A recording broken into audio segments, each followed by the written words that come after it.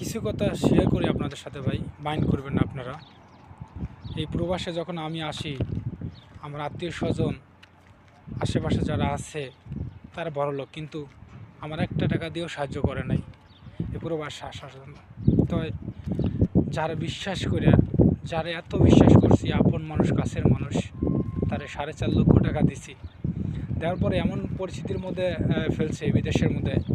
যা হোক, এগুলো কথা বলি না।